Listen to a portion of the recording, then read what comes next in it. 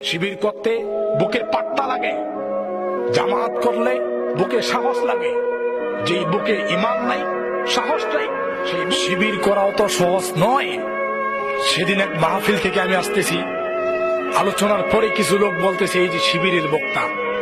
আরে বেটা, জানিস শিবির কি? কে বলছে তোমাকে শিবির? শিবিরের বক্তা কে? শিবির কি? জামাত কি? তাদের ব্যাপারে আগে জানতে হবে এই মানুষটা কি, এরপরে তাকে কথা বলতে হবে।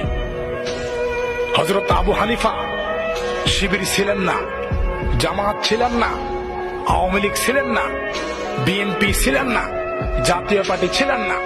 তারপরেও হযরত আবু হানিফাকে জেলখানার মধ্যে তাকে মেরে সেখানে হত্যা করা হয়েছে, সে শহীদ হয়েছে। আজকে জামাত, শিবির, আওয়ামী লীগ, বিএনপি এর নতুন প্রতিষ্ঠা হয়েছে, প্রথমকার জামানায় ছিল না। সাহাবায়ে কেরামেরা কোন দলের সাথে সম্পৃক্ত ছিল না। এই জামাত, শিবির, আওয়ামী লীগ, বিএনপি, তারপরও তারা নির্যাতিত হয়েছে।